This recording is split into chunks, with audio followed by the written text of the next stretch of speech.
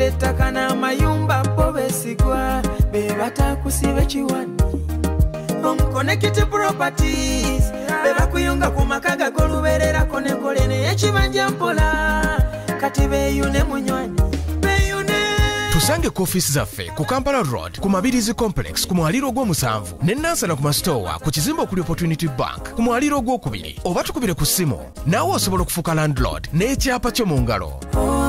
Connected properties. Boss Lugalambi Mugobi gulo yakedde kusiba tayiro ekawungezi ne ziyika ne muleka leero akedde kuzisiba kati mbadde enzigala ekinabiro bwe ne zingoberera akozesa biki alina ekiveera tekiyawo tekitegeerekeka oba mulimu ki ebyo abantu bakyabikozesa basibisa Arapex Style Adhesive tiles ne zinywera Arapex Style Adhesive takyaliko kubaganya birowoozo buli ayagala okunyweza tiles ku kisenge oba awantu wonna gwakozesa ne UNBS yakonamu dastamp ng'omutindo kyekyo akolebwa Zident Tile Center ku noti 753 noti 65 M28 Shukra Herbal Solutions Katwe faba kubuka mukujjanja bendwadde ezenjawulo nga tukozesa eddagala ery'obutonde tukuwa eddagala erisembeza amagi gwatazaala tulina eddagala lya 3-in-1 muwomya supu taiti n'akabugumu tulina eddagala lya kabotongwe ne sifirizi nga bino tubijjanjaba ne biwonera ddala tulina ka tube cleanser nga kano kayoza enseke tulina ka water syrup nga kano kasumulula taapu ate nga abakyala twabaleetedde ka taiti piuzi ezijjanjaba infections ezenjawulo nga naawe omwami ayagala okulwa mu kisaawe twakukoledde ka jab ointment tulina slimming pills nga namwe abenyooma mu size tukuweera ddala eyo size gye weetaaga ate nga naawe omukyala ataweebwa twakukoledde kabuweebwa akakugulirawo emikisa tulina ne ka return oil akakomyawo omuntu wo kubira abasukra Herbal Solutions Katwe ku nooti 75444314 beba Shukra Herbal Solutions Katwe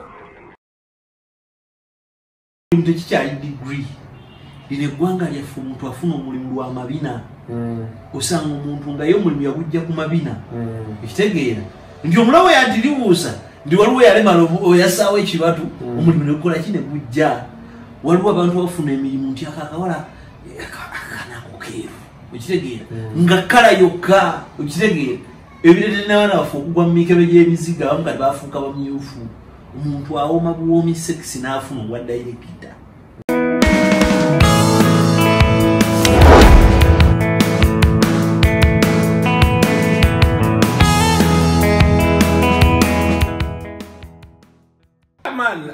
Welcome to yet another edition of Kasuku Live.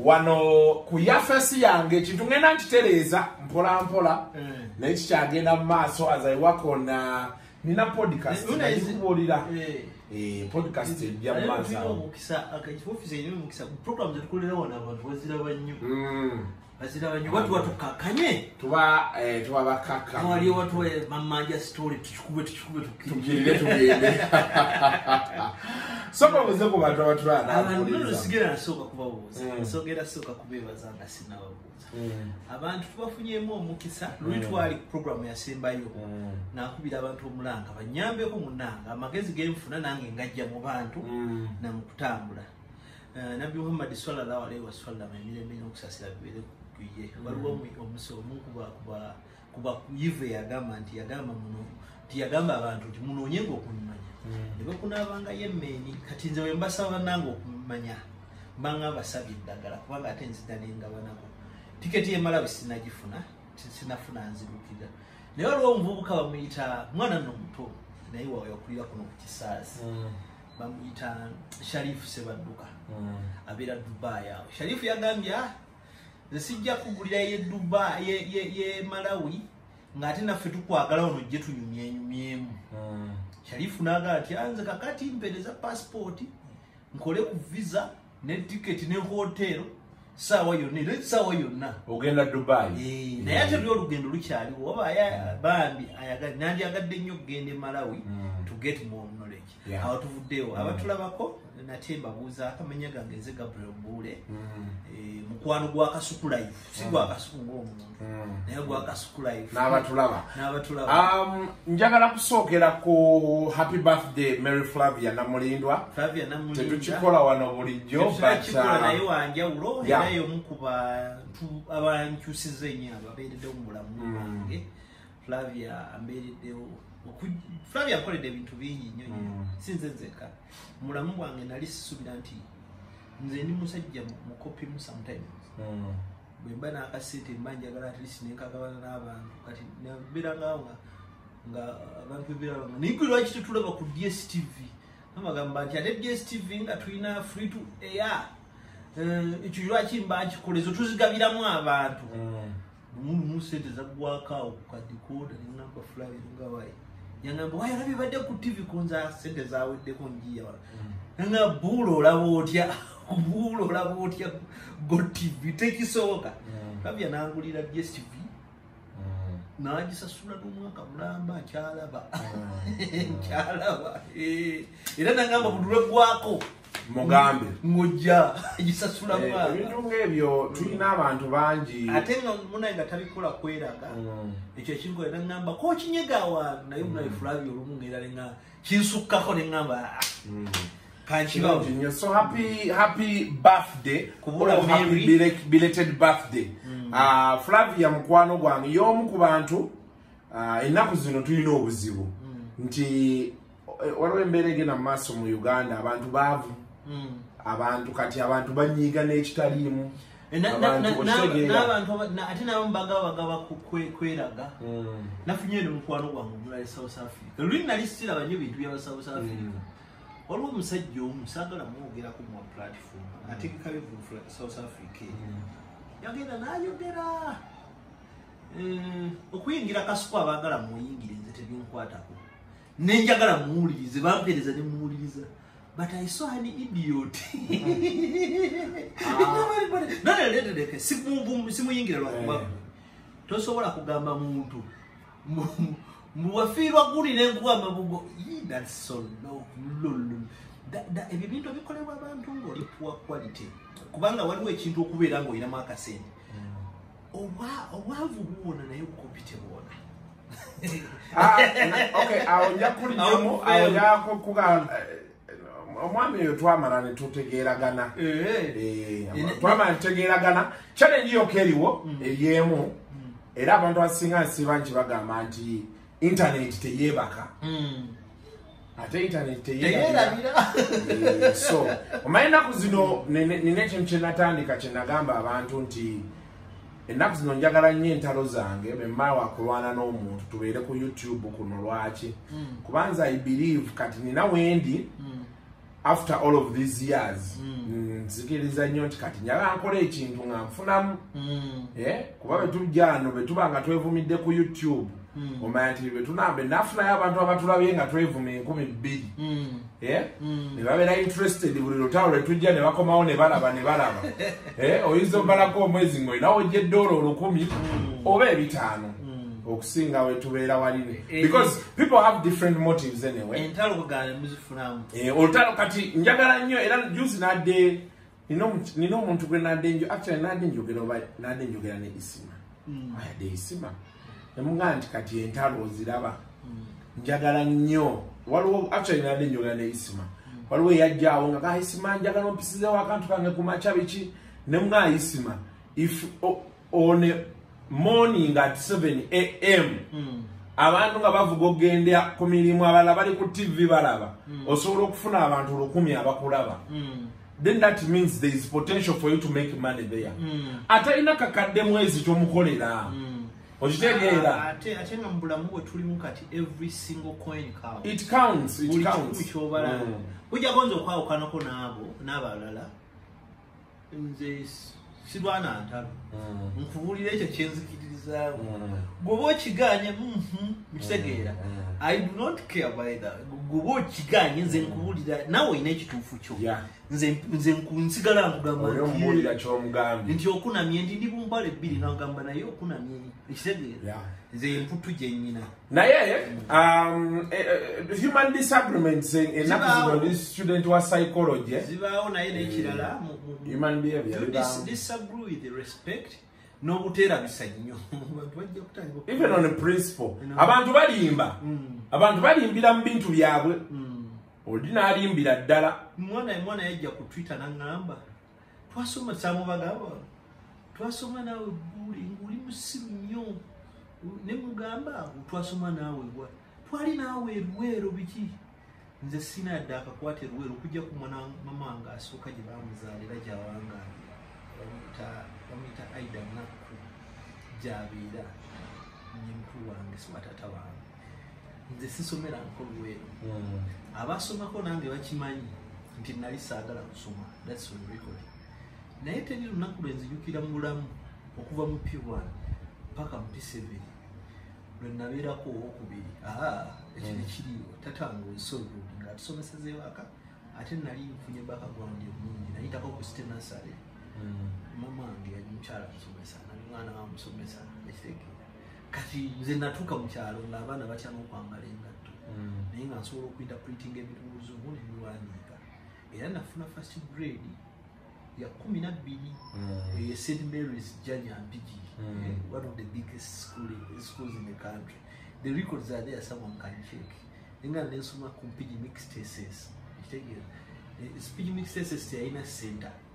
Netugera tukolera ebibuzo ku mukandula mixed. Na ye kuja namba flavi yeyo. Na era still mubatana abasooka nali wali ku meza kolutali. Kati oli bwajja anyway. Namanyi submissions z'abantu nze nga bikugambye omuntu akukuba twabera mu ntalo omuntu akukuba tukyayiraga omugambo ogunene gote neweebuuza kiki naye nze most times kati naku zino principle yange gyendika ennyo omanyi waliwo bw'okula n'otuka mu gino emyaka wabaawo ebintu by'ofunako ne by'olabako kati nze ekintu kyensinga okutya bwavu era kati njagala nnyo buli kintu kyenkola nga ndaba kireeta ssente ne bibeera ebi because I have lived the comfortable life. So the biggest challenge is to make sure siri super rich siri mugagga nti ndi mugagga nnyo bana bagagga abaaki naye nina okumenga sure nti olunaku terukya nga I cannot afford a bottle of beer. Kasuku. Yeah. As far as that. Kasuku nti obwavu era not a beer. Kasuku nti obwavu era bunkozza n'okunkozza n'okutya. Naye kasuku nti obusiru. Fear very many things, but fear to be an idiot. Over fear stupidity. Fear stupidity. There is no stupid person who gets money by that. Actually, stupid people even die. They even contract diseases.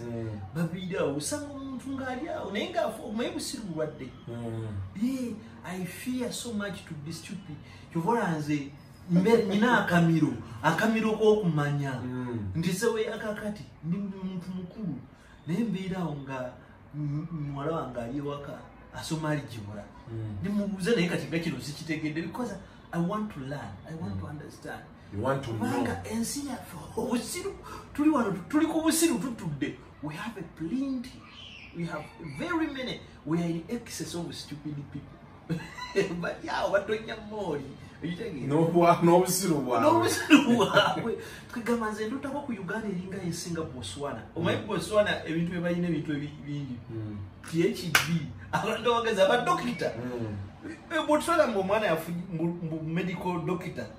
It doesn't carry sense. Lawyer. It's okay. Chabuli J. That is Kenya for you. If Kenya mutu okuba lawyer, it is very good. You find an idiot. By the way, most of them are they have very many lawyers. They are lawyers.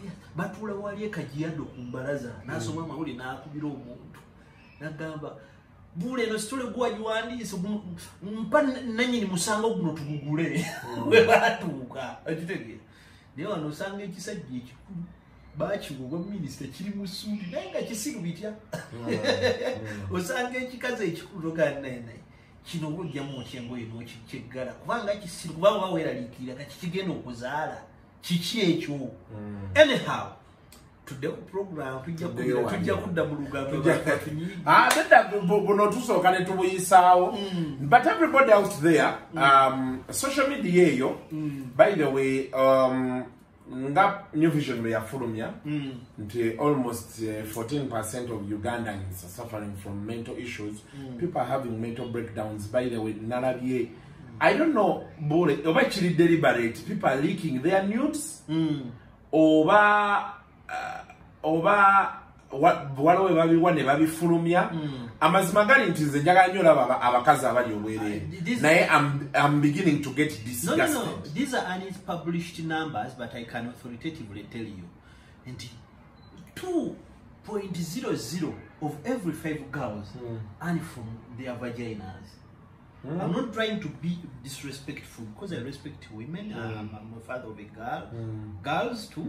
But you know, abachala thriving nnyo ku animal. Kati tena abasajja abafunamu bainvestinga nnyo mu animal. Nti abantu abaana abasinga bw'abeera awo n'atuuka abeera n'ebisajja bye byamanyira abaana ekakati Kasuku talina muzende.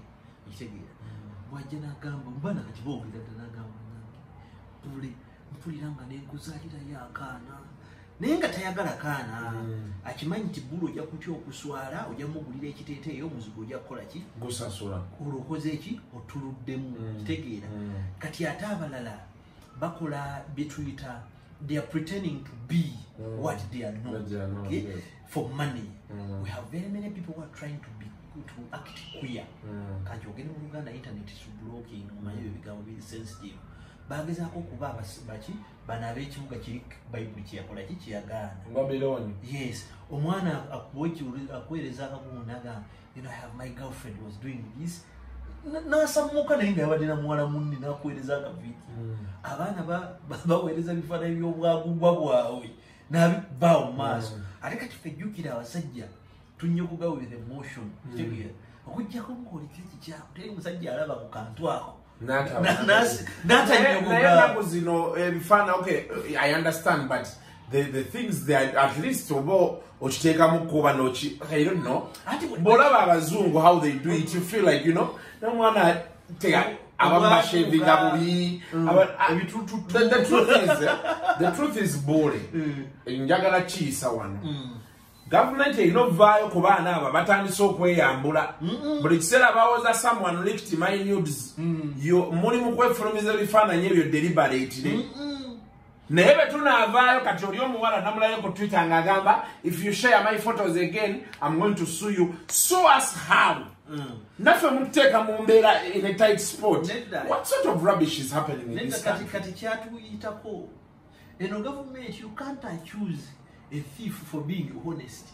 You can't accuse this government for doing good things. Okujja ngomba you are lazy.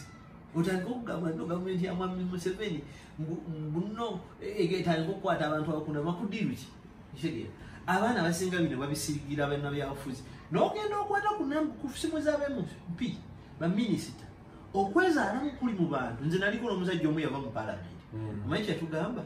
What I miss is sex. Wali newcomers there nataliko ku discuss nga kugundi ya kalya ne mtu wala serious ekitegeera sex vagina sex everything tewa kyali kikola mulino gwanga kakati civilization ejja n'ebyayo ensi webe ekyuka ebyo bijja naye tujja tuuka ate awo tuveewo nga tebikyamatalinga Nigeria inawe yatuuka nga nabo sex tapes ziringa sex tapes nekati ziri scarce they are faking them okitegeera Kenya inawe yatuuka nga bakola kibweri South Africa naye yabeerako mu mutendero ogwo civilization ensi webe ekula bwekula naye ogenda kumbuuza nti Buule nga Egypt tesiwe kiri bali balina systems ezaabwe ezakuzibwa ku musingi gw'eddiini ekitegeera n'obusibira mu ekitegeera nga beekweka mu kyetuyita sharia ekitegeera kati mulimu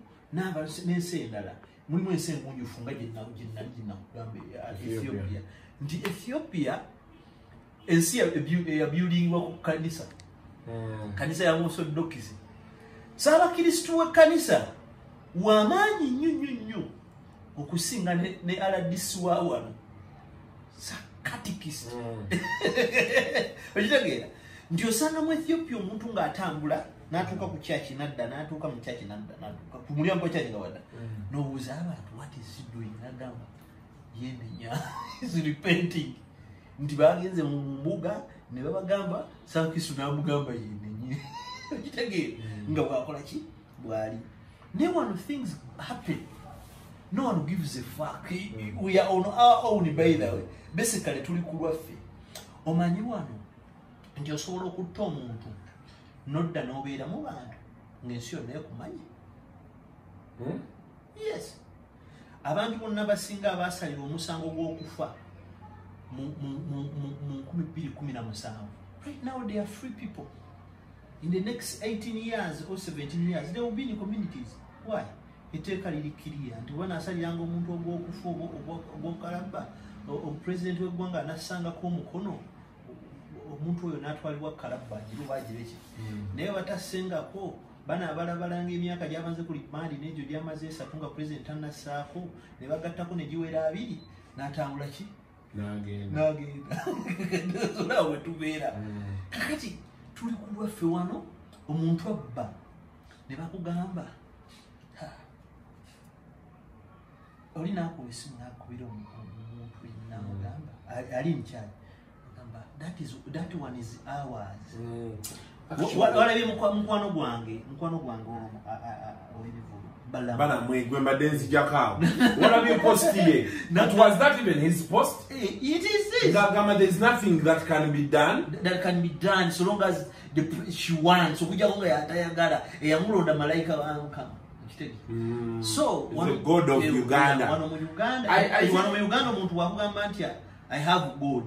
Think twice. Which God are we talking about? Some people tell you that they have God when they have Mohozi. Some people tell you that they have God when they have a highly connected DPC. Some people tell you they have God when they have Mo7, his wife or his children.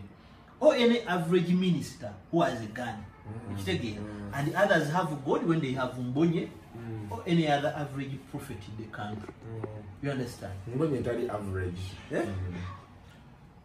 Don't use the word average with Mbonye. He's a powerful man of God. Yes. So, to get a mass. I'm going to wait you to cheat as well. Amina. Endongo najirabye bwe twadde tujja. Nimrod wamulabye. Nimrod namulaba wike wedde yonna bwe tubaddeko. Kirina amaalo. Kirina amaalo. Nakirabye nga kiri back stage eyo. Ku B2C. Waliyo ku B2C. Naliyo. Natuuka na ssaawa 9. Ogw'emisana. Buule nga wakeerayo. Nedda. Monitor yali ekwasayininzeeyo. Monitor yansayininga ogenda okulaba mu reporting before. Era nempeereza ebifaananyi byasooka okutambula bino bibala bantu nambalaga embeera bweri. Ndowooza ng'oggyeko enkuuka n'ebivulu by'abalokole omanyi tekuba kusaba by'ebivulu. Tuba tukyaludde okulaba ekivulu nga ssaawa 9 kyo kijjudde. Natuuze ssaawa 9 nga gye tuyita ordinary nkayoola. Ng'ejjudde. Basinga omumaaza abasinya sikisi abakazi b'embuto nga bali bezina bakwata waliwo ng'omwana abatawula omuziki saategedde dijjo naye wadde mutuufu yabakubye omuziki nga bali wali bawunya olwa bawunya ekitegeera wajjudde ng'okutunulako mukundi olaba zino zibayita time lapse nga VIP eringa time lapse watunanga tewali muntu ogenda okuzza nga waliwo omuntu tugenda okukola saa 12 nga VIP ejjudde yonna ng'ejjudde ng'obutebe obukale obulaba ku VIP ng'ate bulinga butebe 30 n'entebo ate jjukira ttebo ne VIP byali byaseringa ezawutu 2 days before naye nalabye show nti B2C bagenda ku session yaabwe esembayo babuza enyimba nga 4 nga line ekyaliwo saawa ziringa 4 kitundu nga line ekyaliwo nalabye kayima siye munene nimugambwe kayima omuji bwatyo Shafiki kugenda yitawa nangamba kangezeeko kayima yagenze gye bayita VIP yakomyewo ng'agamba nedda era gundi manager yamwizana nga jangu back stage anko obeera eno era kayima yalabidde show back stage abasinga kirungi nnyo ekyo nze nabasanyukiddeko omusajja yakoze naye wasanyukirako otya nga baali bagitunda bapapa anti kati naye nze nasooka ne ŋŋamba manager waabwe nti kati kano Juliana kayingidde ekivu mugenda kukola nnyo lwakuba problemu eriwo era namunnyonnyolerawo wali ne muga nti nze buli lwempulira kyo nakyogera ne wano buli lwempulira abategesa aba ba influencer abamawulire babera bajja kufunamu kuba omanya kanti eno influencer jasasulwa wamawulire bakwetaaga okureviewinga n'oppika ekintu obezanga ani yaziridde walina okuba we yaziridde walina obba ennaku zino bamanya oyitawo paka mu baboosi natamuzezange netubeerayo nalabye abayimbi naye balina abayimbi buddemu empisa oba busiru bamaana toli ku program toli ku line up abayimbi babadde wali nange bampe mwamu tebayimbye era bazembudo nga balowooza bakitalo bano bajazimi nibazaawo ne baddayo teyayimbye ng'ayimba wa nkutidde abagirye byabadde bangi bayitirivu nowange tomwogera erinnya naye teyayimbye ate nga yabadde yekulainaabo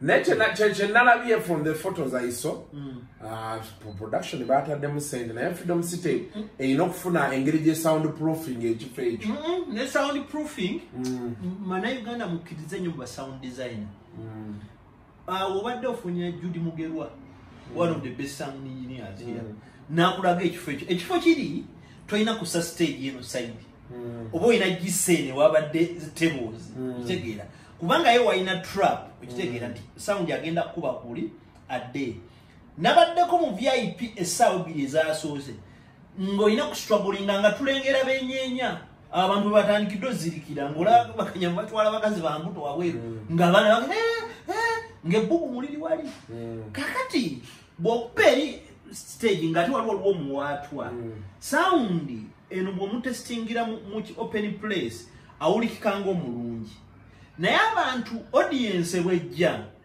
leeta gye tuyita adverse effect on the sound waves kitegeera nabeera nga agetting a mix ne mufuna kye muyita noise era ku kya sound anyway I can't accuse younger boys who are learning production of bad sound kitegeera tobanenya kyekyo kyabayiseeko stage maestro bebaba baddemu maestro bategeera naye kati era design zaina sense ya indo kitegeera stage yabadde nungi najagadde screens ezo nale fala design ya the whole stage n'amataala bagazanyisa bulungi amataala ko bade bagazanyisa bulungi nga naye agalika alireze stage manager Bushington aliko ekikyamu mukitegeera musimu bubi mwattu when someone has a concert give them their time to shine give them their experience naye aleesa abayimbi nga bakuba kyabo otoyinza kuddira nyimba mpise gy'abanno ogikubeko omuntu nga Benda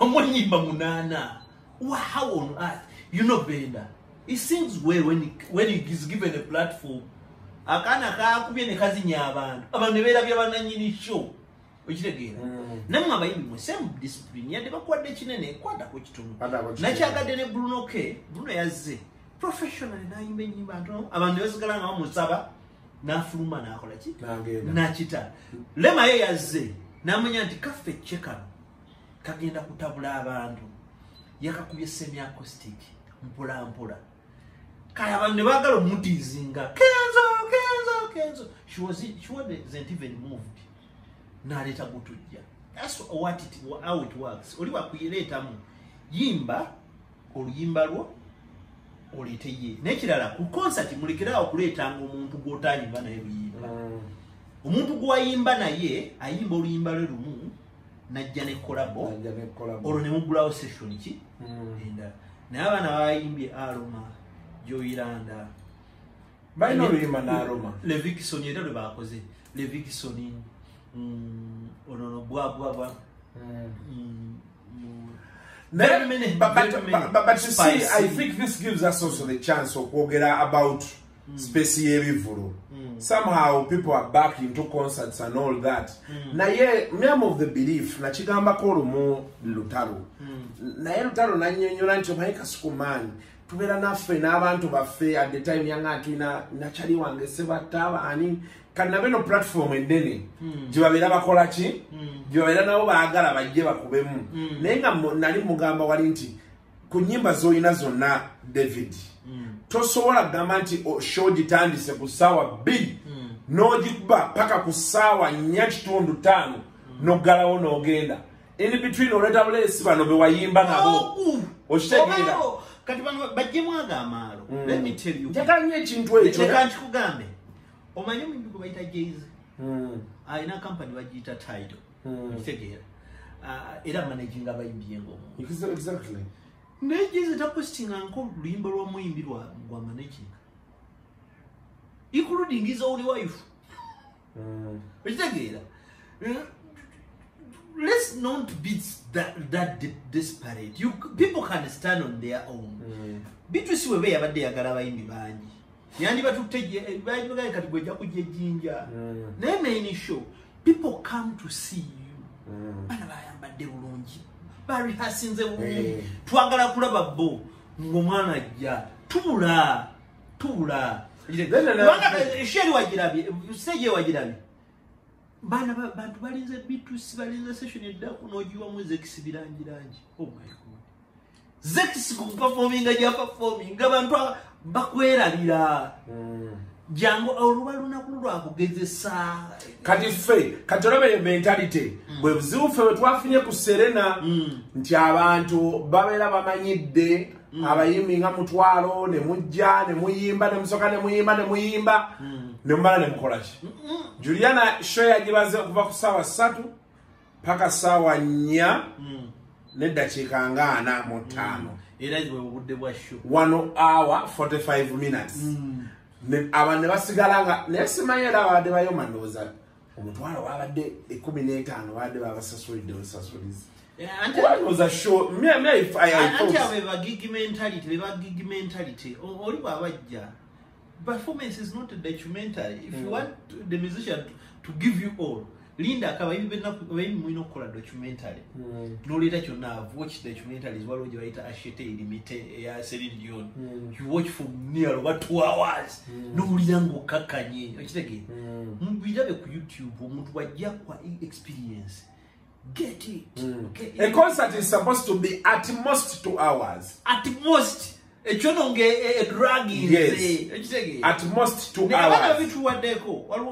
Knows that the best production I've ever seen was produced by Kasuku. Shifa Musisoji. Na hiyo mwana alete kintu nga kyekyo budde butono nakuvira. Morris Kiria. Kaje nakuimbira Simon ekitundu nakuvira. Actually Morris experience. Yeah. Nina je naliko ya bala jita moyo yali kuserena before lockdown nga tutudde na wansi sebo obutebe twatuuka ne buvaawo Morris experience wa designing nga shoza Morris tebatuula oli muganga gwamanyi ye kyo yakibagamba buwaze kutuula genda ompulize ku YouTube totuula totuula but buli omu avaayaga omusajja akubye eddogo. Kati ekirala kyenjagala okwogerako kya venues. I don't know, abayimbi ndaba kati twesibye ku Cricket Oval, Freedom City bandwadde batandise okuddayo. Naye nga nze ndowooza okera kuba nti ate ffe twagala tukole extras n'ebisigadde. No Nigeria genadde njogera naye naŋŋamba nti mu Uganda wano yalaba ajja n'alaba ekisaawe ng'ekisaawe kiri awo naye nga abantu tebakigenda namu kyakukyalo naye ng'oli asobola otegekawo ekivvulu. Anti kakati twakola mentality enfu gye twayingizaawo. Abayimbi bano bwe bagenda ne balaba pulezidenti babeera mu kusaba kwasama kwogera bintu bya kisiru njogedde mu bubi naye nga kinnuma nti bw'ogendewo omukulembeze w'eggwanga ky'omusaba tomusaba nga mmere egenda kuggwawo. Ask for policies. Teri nsonga lwaki omuyimbi abeera azunga ne poliisi DPC gundi amubbe mbw asaba license. Ekitegeera technically omuyimbi aina ku notifying organizer now notifying a police na gisaba ne security nasasu bwaba nasasula nasasulayo bwaba ina private security is okay. Now police bafula abayimbi ki luseke kakati bo they later go for organized venues esobola bayambako eziriko ezabali aire connected esobola bayambako kino kikole ki kifixingwe mangu. That explains you said whatever Cricket Over and the likes for Serena is indoor. Emisoso gye gitali giki mingi kati ebintu ebyo birimitinga nnyo but at the end of the day Wankulukuku is open. Exactly my point. People would wish to see B2C at Wankulukuku ate yandikubye. Ate kyandyandyeko n'okukola ze tuyita economical shows. B2C yakoze economic friendly shows. In a country where people live below $1, ekitegeera tosobola kusaba abantu $100 dola show ya $20 wa $15 oba ino basaba $4 ekitegeera gumu kitundu ebiri ekitegeera awo ne bajjanga bangi kati just imagine eshonga ya Bobi Wine nga ya mutwalo ngeri Nambole Nambole betuse kuggalawo ayulikamu ekitegeera kimu kati actually ebintu bya venues nalabanga kiwatule ne One Love Beach nga bikwata abantu ne bajjula ku lunaku lero mu ekyo kituza kubakola gwe tukola abasiru neyewala nnyo okukozesa ekigambo ekyo naye simanyi lwakijja aba ignorant abamawulire tosobola kugenda wali n'otuula mu budde n'omala essaawa namba ng'ogamba lwaki Juliana yataddeyo ekivulu nga waliyo B2C. At what point did we reach even think about it? Putting Juliana and B2C on the same scale. Different art, different experiences, different quality, and they can still pull people. We are in a country of 42 million people. Never done Juliana, please. You don't owe anyone your success. Boba ajja kuyimba yimba bulungi, people will look for you. That's why omwana yava kubye nyimba nkadde, did people come? Ne muli emuyimba biyimba bibi mukolima mwina bayimbi bamwe tebamanya kuyimba mukolima ekitegeera. Let B2C create their career na bwagadde nnyo obulenzi obaye bagamba bannaye fenna mutulabe naye oli DJ ngambona ani ono owa Galaxy mu playlist ya Nimrod musobola okubeeramu oluyimba lwa Juliana baba kubenkadde luno ne muki ayina mixtape ze nnungi ng'azimanyi z'ennyimba era alwekanga bwekanze ekitegeera kiringa kakati fenna tuli different in industry nene. I can't discuss Kenneth Mugabe and I bring in a name that DVJ Masepro. No. Masepro ataina babirangirangi bani. People he was trying to swing the discussion as swinging that to create traction, of course, like debate. The same thing we are here on now. You can't thrive on falsehood and ignorance to create a discussion. You can still create a discussion by saying the right things. Nsiba kugamba nti nze mbeera ku live nfuna abantu nze mamanyi abantu bange batera kubeera mutwalo ekitegeera oba kanaana nze mamanyi mmanyi limiti yange naye abantu abo bakkiriza mu kyenkola ekitegeera sisobola kukakabalala wenafuna abajja okukya mukujjukira nakolako gundi yakola nnyo yali ku bebe cool I remember naye era abajja nga beebo tawuliriza kuvumya achamuze beebo bongo bobwe wenze simwagala njagala ndeeta ono ajja okuwa Kasuku bounce rate nti ajja kuba ninze ekitegeera timbeera kuno nabbala asuma wali ku UCU agenda kuyita banne bakole ki balabe tebalaba nno bokka abo balaba mutwalo ateeka wali n'alaba n'abantu bala 8 ekitegeera ne balaba beebo ekitegeera. But then also I think, Buule, I need to ask you because somehow I was baffled. Like, how did the discussion get down to Juliana and B2C? Like Juliana versus B2C. Yes, you can talk and say, okay, but I mean, how did we get into the comparison of comparing this one was better than the other one, like between Juliana and B2C? We can't discuss business with emotions. We should stop discussing music with emotions. Kati music industry twinotani kubantu bakuleba lemo kugira banga biye domain music wa fiatani kachibayitanga music of theater kadongo kamu nga watuka nga ku national theater ne baku rejecting nga okwata ekidongo kyongo genda nga mubala abado wayimba nga tebakufuwa ng'oteekawo line abadongo twagala kulya mmere olwaleero nga bakuwaawayo omwenge ng'ogenda kivula balwalanga nnyo n'essiriimu nga wezimubula oba bw'afuna ng'alaba bakyala baakulanga mu birabu abanga bannakyeyombekere ng'akya mukaawo ng'akirimba ng'akyeggala ng'asulaawo ng'akikula gyakikula ng'agenda ku kyalo ekirala. That's how music was designed. Naye kati music n'atuuka nga music you earn a living from music, you can do wonderful things from music. Kati music yatuuka olina girabanga business. Kati kyongamba abali ku hamu abatunda engoye tebakola naye wonna towasanga nga buli mwalina engoye otuuka enakasero tebakola. Kakati tuli miliyoni 42 zonna teziri wano mu centro naye centro erimu abantu bangi. Kakati miliyoni 42 kivulu kyekiyingiza abantu miliyoni y'abantu ne bwe giba mitwalo 10 ekitegeera. This is a thing of choice. Mwige mwasoma lwaki mwavaayo buvi abantu abamu okyo tuyita opportunity cost ekitegeera.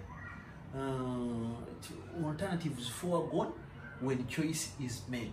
Ceteris paribus, that is kind of fusion of Latin French. Kitegeeza keeping other factors constant. Ekitegeera. Akati oli ku show y'omuntu ya mitwalo 10 ekitegeera n'etaano oli ku show y'ekiwaya oli ku muddo ogwo ekitegeera omuntu omu oli ku numbers okupima omuntu omu wa Juliana yabaddemu abantu 15 wali eri kedemeza. They are two different things. Ana ekirala ekyo kikulowooza ndi ba B2C babi may like them for one thing nti ekyalema abayimbi abalala okukola bwe kibali mu kukola. Grow with your audience. 10 years ago bali balaba Juliana abamu bali banamera na byenkwawo kakati bakadde bali mu nzaalo ekitegeera. Kula ne audience yo olaba n'abaana ba B2C they are not foolish people.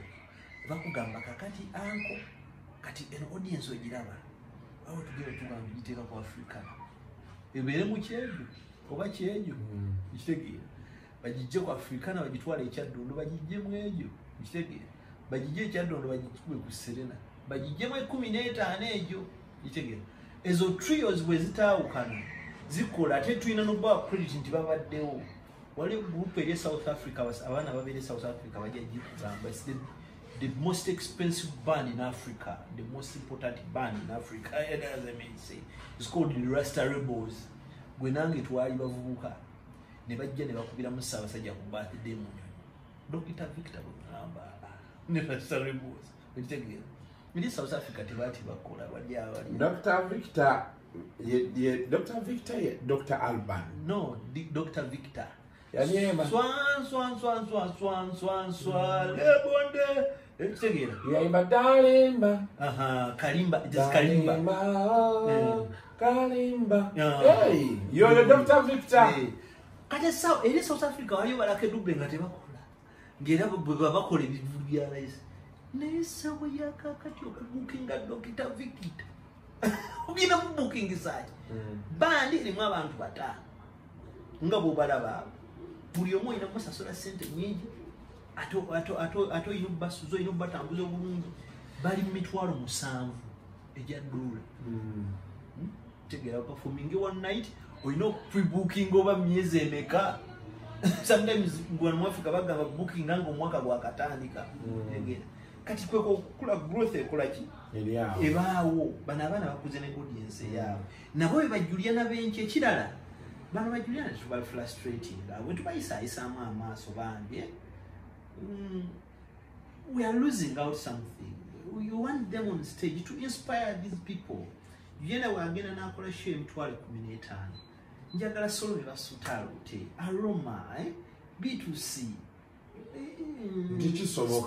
kisoboka ekitegeera n'abaana bamanyi nti birwawo naye kakati osanga omwana ayinaka ipya kabi ayagala kugenda ku Serena ekitegeera gamanyi nti no kitwala ebbanga naye ekintu kya Serena abantu balina okyegendereza topapa omuyimbi ali eyo topapa leero tuli mu kwogera music omuyimbi ali eyo topapa Kintu kya Serena nze nkimanyi tokipapira. But anyway, it's a good way. For me, I think it's been a good weekend for Ugandan music. Nti buli omu naafuna. Of course, waliwo ababeera n'entalo zaabwe oluusi nga bwe twabeeranga ne Bebe ne Bobby. Nga Bebe olulanga Bobby naye n'alanga. That is understandable for people to take sides. Naye bano bantegese byange n'oli ategese bibye. Mubaleke just kyetuba tukola tubawagire bonna ikobesha. Nakalala namwe abayimbi namwe abamanager b'abayimbi. Bamanager b'abayimbi bakubabira. Basinga by the way. They are picking ebintu bino positively. Era nkibebaliza nnyo. Kangu bagambe the industry ya beerawo ku inisira yabeerawo ngebeerawo ku ntalo is of beefs nga ziri positive nga kigamba zirimu amagezi netuuka mu bebe kulu awo nebeera vulgarize beefs nezibeera vulgarize. I'm telling you walinga embiranye wakati w'akafeero ne basudde naye ng'eri silent ne basse battaawo ne wajja wabeerawo embiranye wakati w'akasozi Livingstone kasozi ne basudde ne batandika n'okuba ennyimba bakasozi abakola oluyimba baluyita kazimba mu lumuli ekitegeera basudde n'aleeta oluyimba oluyita bankuseeri nga beekubira omwo ne bakolako ne show. Was it 1998 something like that? I will read and remember mujja kutujjukiza mu abalaba awo ne bakola show na kivubo nga basudde eno ne bali eno sensitive nga teri akubye munne naye nga lukoba ani kabaka wa gaalo eyo ne bakikoga gitakodigi bitegeera ne bakubba omuziki zezimu kushe kyasinza okujjuza mu byafaayo bya music wano mu Uganda. Kati byajja bino ebyabakamiliyoni nga byate bifuuse bya kito mu muntu avuga akabaasi jukira akabaasi ne bakajja ne bakayiwa ku stiriki ensasagge nejja nga kubeera ng'oli muwagizi wa Bobi Wine nga akabaasi kajje ng'oli muwagizi wa Bebe Cool akabaasi kazze ekitegeera. Kakati ebyo bibaddewo naye byaweddewo byaggwawo vibe gundi ezo bifeeze ziri out of order tezikyasobola they can't put you somewhere. Mulimu n'abayimbi abagenda babikola babikola yakakawala ka Roma. I have proof. Waliwo kigurupu ekyagenda nga bagamba nti omwana azze mu kifo kya muyimbi waffe waliwo manager omusajja omuzi wenyu ng'agamba badijje temukakuba ekitegeera temukuba nnyimba zaabo. But at the end of the day abazaagala bagenda ku YouTube ne baziraba bwe kabeerawo kayimbira nga abavubuka bakola ki babuuka. So kati yo twavaayo twabanga na radio mmeka ng'omwana agenda n'ayogera ne mandeevu ku Simba ekitegeera n'akisirisa ne kibeera awo ekintu kye n'abeera nti wa mandeevu nkikubye n'agenda ku Kyabassa ng'eri wajjo n'agenda ku Capital ng'oyitamu just one drive mu Kampala nga kiwedde. Naye kaakati omwezi gugwako nga bonna tonnabatuukako oluyimba olugoba ku NBS nga KBS erukuba nga Delta oyogedde KBS kati TV kaatabuse ka TV ka thrivingira ku music mubbe ku art mubbe naye kakola kubanga singa twalina amateeka you can't be with the television in a country that screens pirated content films zaba. Anyhow, we are in Uganda where termites eat iron bars. Njagala tuwunzike mangu the discussion twali tulina okwogera ku bintu bingi naye music n'atutwala kuba abasinga we tusinga otegeera. By the way ndabye poster ya Bayimba 24th to 28th erunkulu tulina group yaffe Media Works waliwo agisharinzeemu. But what most people were saying wagoli PR wa Bayimba festival ne bagamba ekintu kyayika kali nakyo kyafukanga kivulu bade bagangolyaga nti akyagala waliwe mwaweranga platform abayimbi abata abajja lunonga lunaku lwabwe biki nga temulanga bulanzi bayimbi bakabibokka kale. For the first time I want to be selfish asuko asose n'abagamba nti njogerera Bayimba mulangira mukwano gwange ensobi gyeziri nati we mutandika kuzidiscassinga nja kufaana nabo bako kyotuwa ekirala ako tujja kukyogera bind obusobye mutujja butereza oba Bayimba nze njogereko ethically kijja kuba kimpisa obuyinza okubeera mu kamera ne discussing ekintu nga tekinnabaawo ekyabayimba abantu ate ne ate mwafulumiza posta posta weeri naye bwe kigira ate abantu ne batajja gwengeri gyoli omwogezi waakyo tuyina jjajjalagadi tuyina Cindy, Afrigo, posta bagiweereza wano. Eri gye mpadde just feedback yange. Era abadde amaliriza ngambye nti Kasuku waaki oliaganye nti waaki ekivvulu tebakikomyawo ku National Theatre for accessibility. Management yagula ettaka yika 10-11 ku kizinga kye bayita Lunkulu. DJ Shiro, Spice Diana, Chance Narobega, Ragadi, Paraso, Daddy Andre, Afrigo Band, Saha, Cindy. Kati idea ya source eriwo ate mu sindikiriza nti nabijazaalo omwali tekedde okumanya. Kakati lwokuba ntwafuna amaka ku kizinga Lunkulu wakati kati wa mukono ne bwibwe. Twagala ne community itandika okujja mu art kakati tulowooza nti tugenda kuleetayo abaana abato abatali ku posta abakola music oligo bamanyidde naye tusuubira nti bwotwalira omwana nobatwalira Solomon Basuuta nobatwalira Kenneth Mugabe nobatwalira Jemima community tebategeera era abantu batandika community nga tugamba bali abakuba biri ebibeera ku kizinga Baje mutuletako kubashiba community kuwa feedback oyo naye anti kati community wa feedback but what was the original concept of the festival? It's about bachakola zino classes ezaba amawulire ezaba filimu ezabiki budget tebaddeyo naye bintu ebigenda kuddamu because zawe nali singa okwagala batusomesa akawe nali koko class ya oba videography nga mugera ebintu yabinga birungi omulangira ngenda mu feedback eyo ne board abije naye babadde bagala community picking into era kakati community is so excited about Suna Beno na Island bagambe kinyanya kikola ki kigenda kukaba era abantu batandise dosula mu kabox bagenda kukola bagenda kujja nja kwogerako ne mulangira feedback oyo sigweka asusso obungi jibayimba ya feri je twagala ennyo tulina okubalansinga between the original bayimba and what you want to achieve kati ogendeyo kubayimba waliwo wosolo yite mukono bayika kakati motoka botuuka ku mukasenta k'ekisoga otuuke mukone wantone vugogende ekisoga kino kidda Katosi kino kidda Nkokonjeru kakati awo nyini mu center obagamba ngenda ku mwalo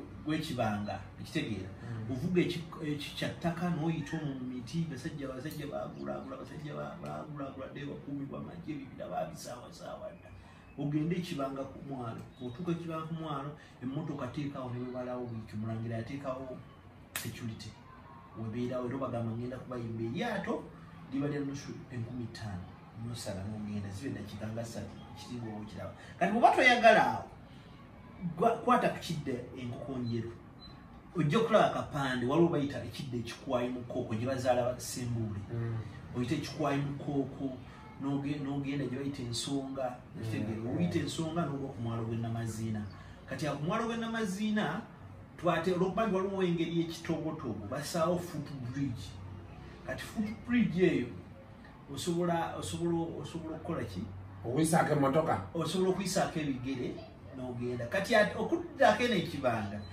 waliwo eryato eddene ennyo mulangira lyeyagula weeriri eryato eryo osobola okuteekako emmotoka yo naye kaba kabbeeyimu ekitegeera but taking the risk on your own not at whatever and then no one is abamu bwe balisiba so ideally it is better yali asengula office Chusi yazimbayo office tipa y'ebitabo n'ebintu ne flipping anegwa mu nnyanja nga tutuuka bwetuti tufiirwa ebitabo bingi okay the computers naye so that is music and art for you meja yono nange jensinga okwagala okugwa there is so many things byemena njagala twogereko music and all those things naye oluusi obudde tetubufuna ekyokulala nayagala okukola ekyenjawulo wano ku channel nga saagala nnyo okwogera ku byabayimbi nnyo omuntu akifuna ekyokufuna obwe si kyekyo naye because the industry or the business sina kyanjawulo kyendaba ndaba kyekimu every day okitegeera anyhow mubeera mwagala nnyo netubayisaako mu byobufuzi chap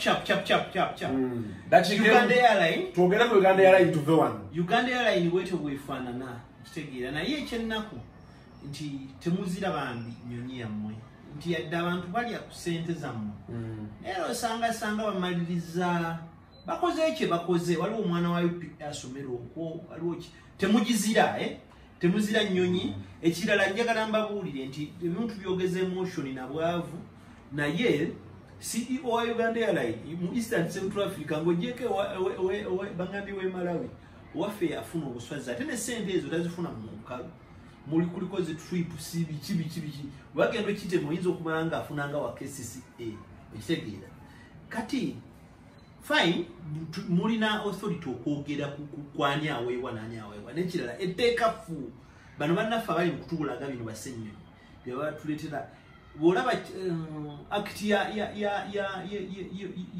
Uganda Airlines ey'omujensa tiyadifininga na buyigirize ekitegeera bo bayogera ku muntu basically oli aliwo aliki aliwo alirigo ekitegeera so kyenjagala okubuuza Buule there is no law that requires a particular academic qualification for that lady to be in that position kubanga sawa leero bathriving ino kyebayita company act na shareholders mukimanyi nti no eyo company eri limited company with the shareholders they are thriving Uganda nkutidde Minister of Finance alimu nga shareholder ekitegeera kati akonako kunoonyeza kulandoza tujja kujjanga omanyi wano Kasuku tetutera kuleeta kintu nga kiri half baked ebizibu bingi nnyo kujjako kye nalabye bwe tuba tulonda ba CEO tutunulire nnyo kala temulimu agamba eyo private life mwami omu yampeereza message nangamba mwami Buule omukyalo oyo omulaba ti baye mulokole munnaffe wano ndiga yange musumba munene wanyu mu ggwanga yampeereza nti ne munnange ebbaawe yaddayo ewaka omukyala n'akomawo n'akugamba nyina nabbi wange gwe nafunye nabbi nangamba you are not the husband of my destiny omukyala si bunaleka wabana nadduka bwatyo nagenda abaana yabalekawo ntidde mwami dokita era akuula manyi era nanfuwadingira message wakati w'omwami n'omusumba nenga kati sometimes character abantu babeera ate omusumba ali connected ku musumba omu nga mwana wa muntu omu ekitegeera ndowooza akajegerewa kukola ki wekagenda naye ate ne bitali bikyavaayo n'omulala mpeereza nangamba nti empapula ezo waliwo azikira enyinga nanyini linnya yakolako mu aviation ng'akola ki nezino sizize zagamba nti zize nkutidde oli aŋŋambye nti lwakuba oli atidde naye agamba nti kiki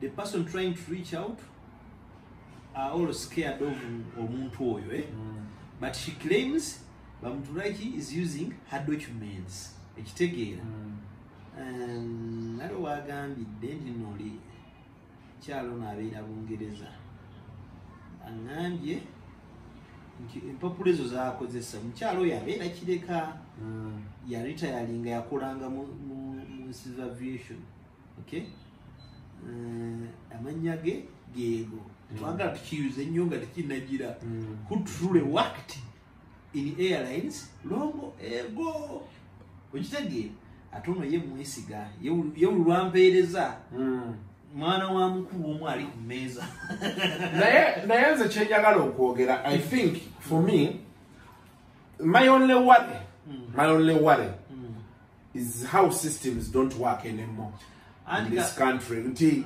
there is a way people olamanyize waki nadenganya okwogera ku Uganda Airlines ebyo wanze bankubirako nga baagala kumpa bwa influencer kumanyi ba influencer babasasudde okudefending omulimu ogwo ate walona abamawuli abadde so nga bali so plain omukulu wamaŋŋambye nti tinabamawuli obweddamu bakidduka bali mu influence nga tubawa data naye protecting image ya company nga bwenizi gye mbagamba wanensi system zaffe zaafa nti wano okufuna omulimu tekikyali degree lino eggwanga lyaffe omuntu afuna omulimu lwa mabina osanga omuntu nga ye omulimu yagujja ku mabina ekitegeera nti omulawo yandiribuusa ndi waliwo yalemala oyasaawo ekibatu omulimu negukola ki ne gujja waliwo abantu bafuna emirimu nti akakawala akanakukeeru okitegeera nga kala yokka okitegeera ebireete n'abaana baffe okugwa mu mikebe gy'ebiziga abamu kati bafuuka bamyufu omuntu awoma buwoomi sekisi n'afuna obwa dayirekita okitegeera wano ofuna omulimu olwa political affiliation nti olina jja nakuba ekiboozi mbu taata wange yagira omanyi taata oyo omukyala bavujjiriranga abayeekera kati ekiboozi bagamba mbu muzeira mutula kitaawe naye bangi bafiirwa abantu nange jjajjange bamutta naye sina ekyo nali muvunjira nze nina ebintu ebimu era for me my biggest challenge with NRM eri mu butafa ku bantu baabwe kuteeka ne basi okay olusi they are selective who do they reward, who do they do what in all countries kebere Britain kebere wano Kenya bamudavadi they have agreements with Ruto we are supporting you naye tufuna kino fekati wano mu Uganda alliances bezijja Bobi Wine asobola okufuna nti kati nsobodde okusika akaŋŋambe nsobodde okusika mukula nensika fulfiga n'akomawo nensika ani omulala nabbanja mbaleese eno ewange ffe tujja tandika leekana nti nedda bambega biki but you see bw'otunuulira Ruto yaliko ewa Moi n'avaayo n'agenda ewa Kibaki n'ava ewa Kibaki n'akwatagana ne Uhuru actually yaliko ne Odinga oyina ensobi gy'okoze okitegeera omanyi kye bayita saakiririgo tuda kwakyuzinga Uganda government oba politics wano okuba mulungi tukyali wala nnyo tugeza ku bantu abalungi anti kati kyeŋŋamba kirebe ekiti nti olunaku olwaleero for me I have no problem with the Bamuturachi if her appointment was political or historical there was due diligence nti no before the due diligence nti kyekirina okukolebwa in all societies politics is about sharing resources we are bringing you into power what do we get oba kitegeera kati challenge yange yokka ne Bamuturachi eryemu due diligence bagikola ekyokulala are they comfortable now with the discussion going on nti omuntu ekinuma nti omuntu osobola agamba nti nno byonna mugenda bikola mu bukiiko mujje mukole ki nothing is going to change now the essence of that kakiiko tebaawo ate nga tulabye ebintu bingi luli ku finance baleeta akakiiko kanoonyereza ne kakola recommendations abantu tewali yakwatibwa kyetulina okukola kabeere bajenda ojjukira sikando ya bajenda ekisooka kyenyina okulaba kyokugamba Uganda atulaba nti kosase kola recommendation tesobola kujja muntu yenna abantu bonna bayigamba senyonyi akola mulimu naye judiciary tejja kukola ki oba tajja kukola bintu ebyo and that is where we have the kati obuzibu obugenda okuva era singa kosase yali ekola mukulu yandibadde agikubye wantu ina obuzibu nti mu nsi endala president yabaako ne limit naye president waffe alonda ba RDC buli kimu yakola ki kiri ku mutwe gwe maama ye mugezi kyenkana ki okitegeera how can we mortgage country in two hands of one old man we are doing a very big disservice to us yes his contribution to this nation I can't tell you I can't change that but again we have to be in a situation where other people can decide for their country bino bigenda kubeerawo n'ekirala kyengenda okugamba bannaffe abava ku saidi eri abali mu buno obuyinza yadde nga mukyali ku mmeeza entukuvu muleme kwesirwaza musomesa abaana ate abaana abeeteeketeeke opportunities baziteeketeeke abaganda n'ab'engulu kye babasinzeeku kweteekerateeke naye osanga bana abazajja omaye obuzibu balina abeeraawo alina sente nnyingi nnyo balina ebyana kati byafuuse bishuga osanga ekyala kiringa eno katuni bagiyitaani ekitegeera SpongeBob kiryawo gino kinene wansi kitono kigenda kunywa my mom gave me an apartment. Video we saw was said to Viagra. So I don't know capacity when I'm on Okufa. Families are stressing a president, give us something. Your money for you got a winner, but I'm going to Swazi, I'm Mario Cuba. So, man, you institution in entitlement.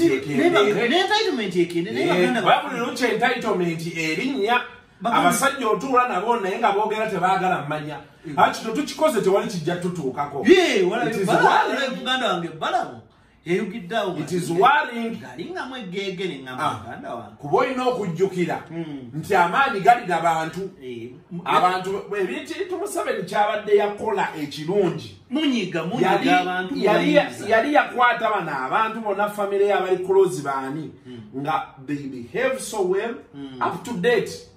They behave so tebali nnyo mu bintu ebyo byaki naye kuliko bano abajjiddeko obujjizi bano. There is a certain level of entitlement you people are having. Naye ffe era tujja kubeera Kasuku live wano nga tunyonyola abantu nti mwaliwo. Balina n'ekigambo kye bakozesa. We. What do you mean we? What do you mean we? Even us we are we. No one hates this government by the way. But we hate the sinful things you are doing, the disservice you are doing to our people, to the women, to the children, to the future, to the men who expect better from you.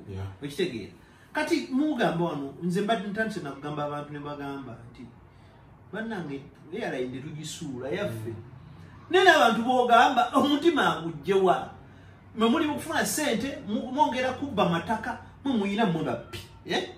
You find someone who is very rich is chasing all the women from a village. What's wrong with you? Let me tell you one thing. Tugenda bassa mu kese enjeru tuteekeko ne flaga tubayimbire ennyimba nga tugenze yadde ekisosonkole ky'essasi naye ng'obadde abantu. Tugenda bassa mu casket tukuŋŋaane tubayimbire ekitegeera abalala tusene ku Facebook nti alyoka naafa and nothing will happen. Because don't expect to treat people like monsters. You kill people and you expect to be treated like an angel. We will even remind your children kitao yali musi. Nolai wano omusajja omukulu, omusajja alwaniridde lino eggwanga yalwaddemu n'azirikamu katono. Abantu ne bamubika ne batandika n'okuba obuyimbe bwa Inunu, Uganda brand of ane nkono gwange oli omuyimbi jeno. No, where are we going? Because mind about what you speak. We are human beings. Don't think you own violence. Don't think you own everything. Abantu bajja kera banyige, either you will kill them or they will kill you. Fetujja kubeera wano Kasuku live nga tuba word to date nti kati kituuse gundi kituuse teso kituuse wa kubanga ngani fe tulina kye twenyumirizaamu. You are not going to stop us from being a journalist. Kasuku ne bwana afuka minister ne kanu tekajja kuvaawo ate n'essimu tujja gifuna ne bonna tulina seri wajja tuwa essimu bannaye muweereza abantu yeyongera okujja.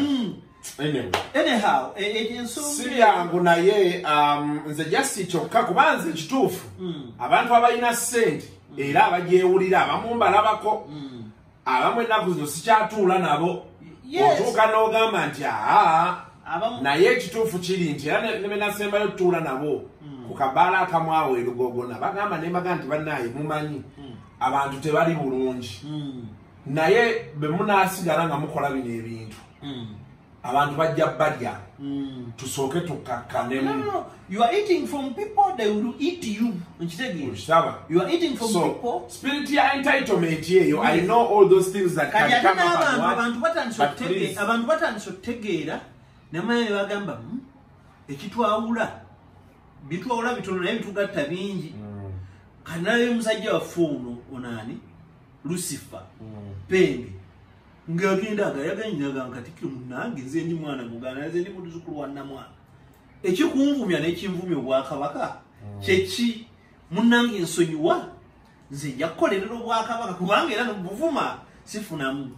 Kakati Penge n'abadde amuwadde 10 omugamba nno wange batubaka nyina ettaka lyenjagala ofuna yakulaga nti kati sanite ekoze eki abagenda okyuka ne Penge ki bangi zikula nsigadde embagana ne bagamba bannaye kino tukyuse muya our own tosobola kugenda n'ogamba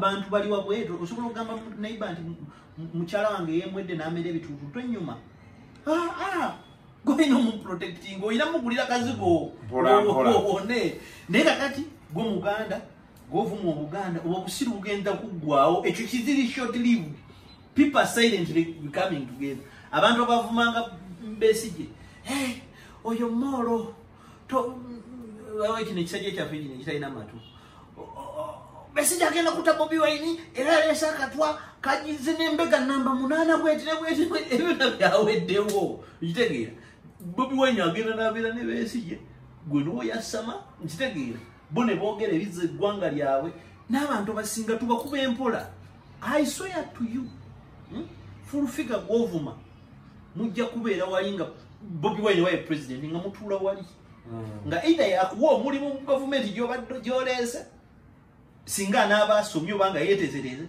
obanga yakugaidinga somewhere waliwo abantu basomba abantu wano mu government naye nga bajja kubeera mu ndala nga abantu bakola ki ba resolving their conflicts. That's what we need to be. We need to be together. We say again. Aba bazungu kye basoko tukola abafaransa bali bagoba Louis ne banne tebagoba bonna lo bayire baga mubadde mu mujje tubasonye mujje tukole Margaret Thatcher yagenda n'abonyabonya abangeza n'akola ebintu byonna ebyobutwa naye waliwo abakola ne Margaret Thatcher bebaleeta itegeera ba Prescott Bush babonyeza America ne bakola ebintu ne balwana buli wamu itegeera ba Morgans ba Rockefeller ba Rothschilds babona naye abantu bamala bakola ki kabeere wano ebyagundi kati nawulidde Kenya gondi wa America bayagala nayogera ne Ruto nayogera n'Odinga discussions had to happen then nti Odinga ayinza obutagenda mu kooti no way kubanga bakimanyi oli yabafera he acted smart he worked with Huawei they were manipulating ekintu kyabwe he has a lot of money bisegera nakuba ekintu kye nakivuunika bwakivuunika balina kudda ku meeza bisegera ate ne discussion endala ejja kubaawo kubanga bali balina gig approach wowe enfunira ani alina amaanyi ebibiina bye Kenya byafa tebekyali kulonda baleetayo ekibiina ekipya kati eno badde Kenya kwanza Nazimio ekyo kyenkugamba nekira kyemmaliza nakyo wano mu ggwanga temugenda kufuna muntu afuuka president kujja Museveni ne banne mu byafuzi nga talina ku ssente omwavu ekitegeera tagenda kufuga lino ggwanga you have to be with the money or with the people two things have money or have the people ekitegeera kubanga Chebukati naye abadde kati alaba waliira bizegera buli mukati alaba waliira omusajja ayinaamu gatukola ki gwe naye guli anyhow ebyo ndowooza tugenda sukawo wano ebimu tubitemyeteme butemi ku lw'obudde naye nga batugoberera ati Gabriel Buule ku Twitter waliwo abadde baŋŋamba totuwa Facebook Gabriel Crispus Buule waliwo mukwano nafunye omukwano mpya inidi mbabazi inidi abeera Iceland atugoberera nnyo she's a woman mukyala musomesa Iceland yaŋŋambye olijjako eno n'otulaba ne mugamba naye nze ndi munnamawulire nze siri mugagga ayagala ngende mu nsi ye akuteekemu gwe ekyo kimale ng'owe Dubai bwe yakutaddemu omwana we Dubai oyo Sebadduka abagende abali e Dubai munoonye omuvuka wamwita Sharifu Sebadduka ayobabuulira weni tujje bangaye balina Sebadduka nadde mubuuza awo nti balina kuwala gina nga balina ekyenge kyabwe kyakukusa balina ekyenge bakiyita oba red horse naye baba kikuba nakakati fe aba Uganda wala ginaffe kitukuba kiri ekyenge ssebo kiriyo percentage ki yaŋŋambye ajja kuntambuzaako mu bavubuka awo era ndowooza tabadde online visa yabadde ayina gifuna ku Lwakutaano nkitegeera n'ekirala bwe kikwatako I'm so interested in going to one of the poorest countries in the world where the art industry is organized with a very, very, very functional copyright law. I want to go and learn and Malawi. That country is called Malawi. 07 what? 700 39 16 20. Osobola osobola okungulira tiketi ng'obudde bukyayi kiro nagikebeddeko ng'eri ku 600 wabbeeyi kubanga luutu eri trike obanga agenda emmali ya 600 eri mu 600 ezanyira awo ekitegeera naasobola ogikontributingako osobola okikola bambi sitera nnyo kwegayira naye nandyagadde mukikolere nsobola okyekolera naye enfuna sinungi bw'ozigatta olina okwebaka olina okujjanjawa aye n'abawala ne basoma ekitegeera awo tutambulira until next time mubeere bulungi mweraba